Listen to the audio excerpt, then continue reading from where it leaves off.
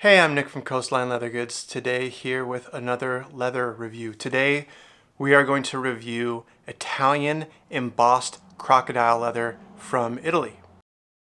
A little bit about this leather. I don't know what tannery it comes from. On my supplier's website it simply says Tannery Italy. Very ambiguous, so it just comes from somewhere in Italy, I guess. It is a full grain veg tan leather. And again, this is embossed croc. So it's not a real crocodile. This is cowhide leather that they basically mold into a crocodile looking pattern. And they do a really good job of it because it's a gorgeous leather. Okay, so let's talk about likes and dislikes. What I like about this leather, it's stunning. When you take it out of the box and look at it, this is a stunning leather. It honestly, it kind of took my breath away the first time I looked at it.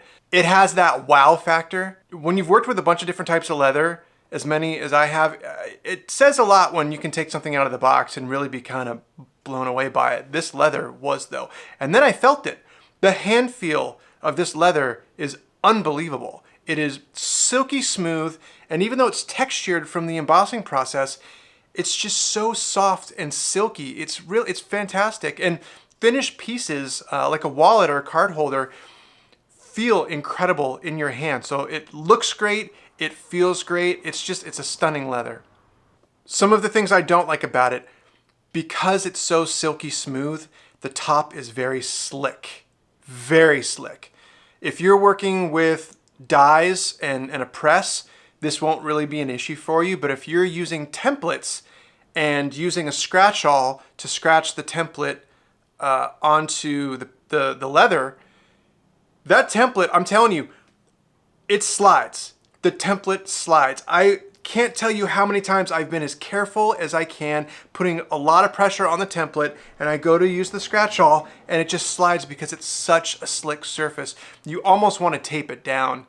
If you can print out a template and just tape it to the leather, that honestly might be the better way to go. The other thing that's challenging, specifically when using a template and a scratch-all, is that because the surface is so chaotic with this pattern and lines everywhere, sometimes it can actually be challenging to see the mark that your scratch-all left. I've definitely spent time hunting for a line that I've carved into the leather because the pattern is just so wild. It's hard to spot. So those two things are challenging. Another thing that's challenging is the skiving process. If you're skiving a T-pocket for a wallet, for example, for whatever reason, this leather just doesn't skive very well. You really kind of have to, what you want when you're working with leather is a simple skiving knife will just take out these long strips of weight from your leather to thin out the pocket. Some leathers, I don't know what it is. The skiving knife just doesn't grip in there as well. I don't think it's user error. It could be.